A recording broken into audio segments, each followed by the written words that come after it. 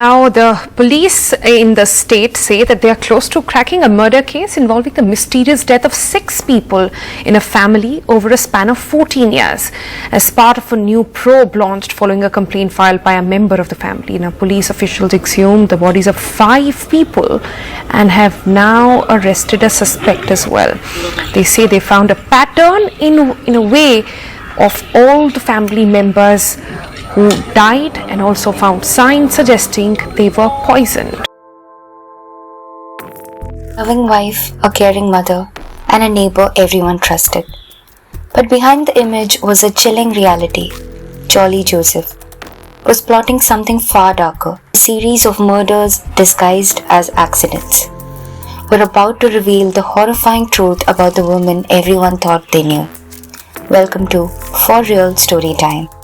The story began in 2002. Jolly Joseph, a young woman from the small village of Kodatai, married Roy Thomas, a man who was known and respected in the local community. To the outside world, their life seemed perfect. Jolly was a devoted wife and Roy was a successful, well-liked man.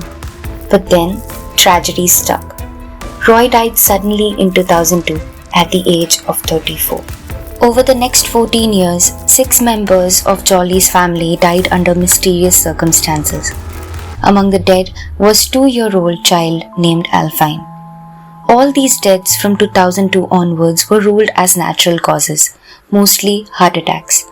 However, one of the bodies was later exhumed for a forensic report, and it was revealed that the person has been poisoned. The poison was cyanide, and it had been administered over a long period of time. The prime suspect in the case was Jolly Joseph.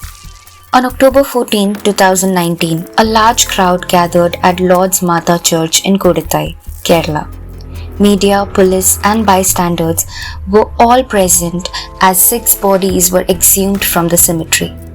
These bodies, which had been cremated and buried together, belonged to the members of the Thomas family.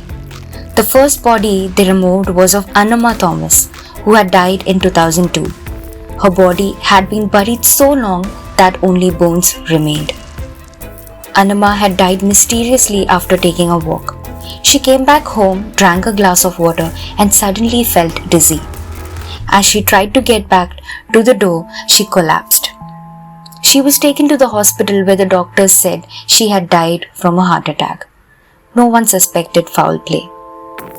The second casket contained the body of Annama's husband, Tom Thomas, who died in 2008 at the age of 65. He died in his sleep and was found on the floor, where he had fallen. The doctors concluded it was a heart attack due to his age. The third body was of their son, Roy Thomas, who died in 2011. Roy's death seemed almost identical to the deaths of his parents. He was only 34 and had no medical history that would suggest a heart attack. His uncle Matthew was suspicious and insisted on an autopsy, but his request was initially ignored. The autopsy results revealed that Roy's body contained signs of poison, although the substance wasn't identified at that time. This made the entire family and the police uneasy, but the case was eventually closed.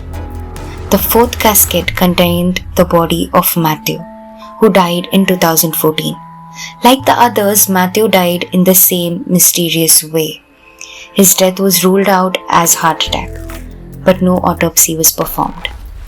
The fifth casket was Alpine, a 2-year-old who died after choking on water.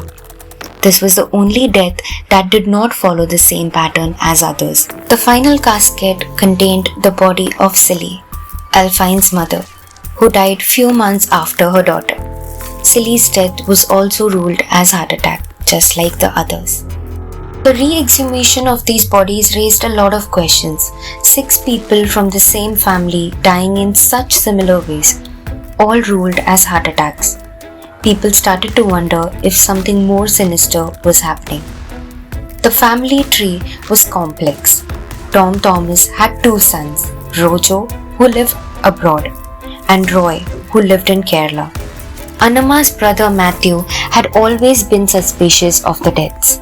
Rojo, upon returning to the town, was disturbed to find out that the entire property had been transferred to Jolly's name, including the house and land.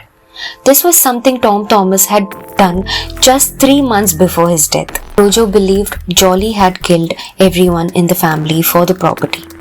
He started investigating and uncovered some disturbing facts.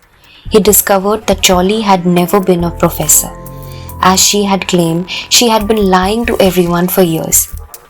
Rojo also found out that Jolly had been spending money, but he couldn't figure out where it was coming from. Rojo started to believe that Jolly was behind the deaths, especially after finding discrepancies in Roy's autopsy reports. The report mentioned that Roy had not eaten anything the night before his death, but Rojo knew for a fact that Roy had eaten curry and rice. Rojo went to the police with all this evidence and they reopened the investigation. To understand the case, it's important to know about Jolly Joseph. She came from a good family, was well educated and was considered beautiful. She became a professor later in life and was admired by everyone around her.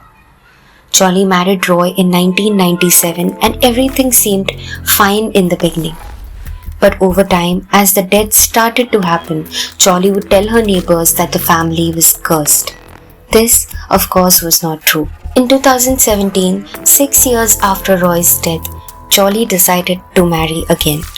She was in her early 30s and her family supported her decision. She wanted to marry Shaju, who was Roy's cousin and already had a wife and daughter. It turned out that Shaju also had feelings for her and they married. Rojo, upon visiting, was shocked to find that the entire property had been transferred to Jolly's name. This was when Rojo started to believe that Jolly had killed everyone for the property.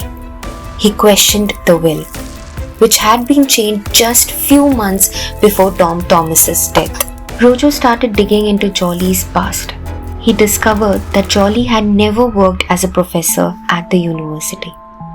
Instead, she would leave every day telling everyone she was going to work, but in reality, she spent time in malls and had an apartment for herself.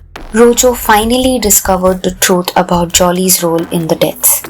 Jolly had been poisoning the family members slowly over the years. The poison she used as potassium cyanide, which she had gotten from someone working at a jewelry store.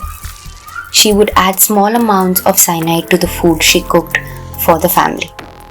Jolly hated her mother-in-law, Anama, who was the head of the house, and decided to kill her. She poisoned her food little by little. After Anama's death, she turned her attention to Tom Thomas, her father-in-law. She manipulated him into transferring all the property to her name before killing him the same way. She killed Roy because she wanted a more attractive, manly husband, and she started an affair with Shaju. She didn't want to divorce Roy because it would make her look evil, so she poisoned him as well. When Matthew, the uncle who had insisted on the autopsy, became suspicious, Jolly killed him too. After Roy's death, Jolly continued her affair with Shaju. Shaju, however, was second-guessing his decision, thinking about his wife and daughter. So Jolly decided to kill them too, to remove them from his life. In 2019, after the case was reopened, Jolly was questioned by the police. They noticed that she couldn't give straight answers, and there were over 50 discrepancies in her story. Her lies began to unravel and the truth came to light. Jolly confessed to the murders, revealing that she had planned the entire thing for years. She was arrested, along with the person who supplied the cyanide and the person who delivered it to her.